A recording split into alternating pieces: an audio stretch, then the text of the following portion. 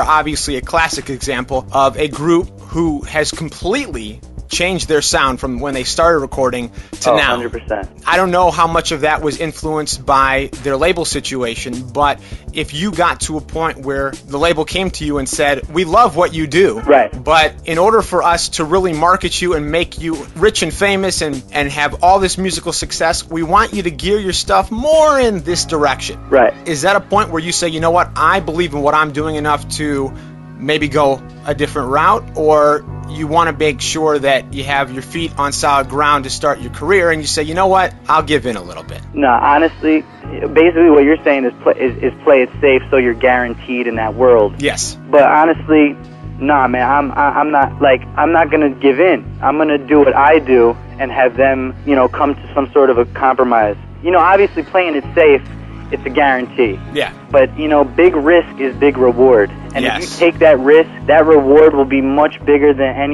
anything you played safe with. That's what I'm into. I'm into, it's all or nothing. And I'm going to take that risk. And I believe so much that it will work. The song and video that grabbed more than just our attention is Frozen.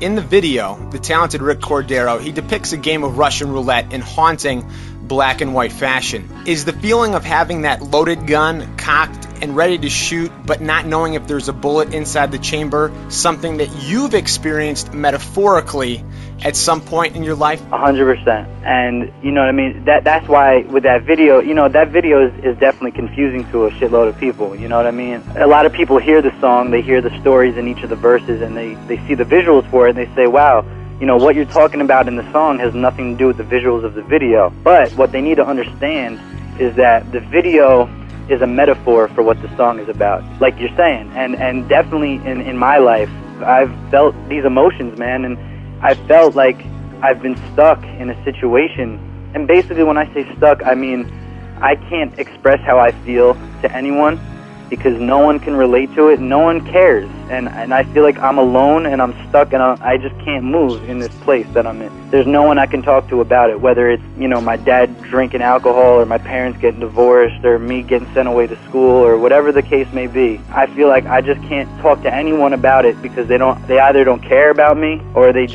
don't relate to it. When I made Frozen, that making, putting those verses on wax was really, it was like therapy for me. Now people can hear the song and they can feel it and they be like, yo, he's going through what I'm going through. And that makes me happy, man. That's all I want to do is I want to share my music with the world and just have them connect with me on that emotional level. That's the main thing I care about before money or fame or any of that shit. Is that scary? I mean, just to think what you're putting on record and people are listening to can either help them or possibly hurt them with whatever they're going through. Does that scare you at all? Yeah, I mean, dude, it's people don't realize the things that people say. It has a large impact on how people feel. I mean, scary, I guess kind of, because now I have this opportunity to share my voice, and because of that, you really got to watch what you say. But I'm just going to take that chance of it helping people as opposed to it not helping people. Well, you are an artist who had a track on a mixtape entitled Heart of Gold, so it all makes sense. Right, exactly. We have time for one reader question, which is courtesy of Jacques, a neighbor of yours from, I hope I'm pronouncing this correctly, Massapequa, New York? Is that right? Yes, that's on Long Island. Okay. And he wrote, Jared, you came onto the scene in a fury of hype, but we have not heard much of you since the mixtape dropped. So, what are you going to do to recapture that hype prior to the release of your debut album later this year?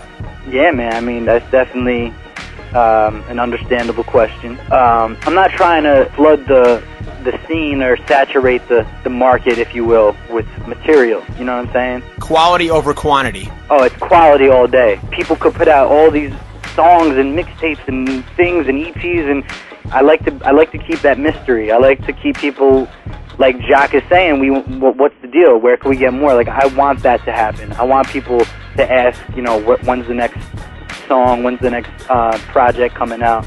The people are hungry.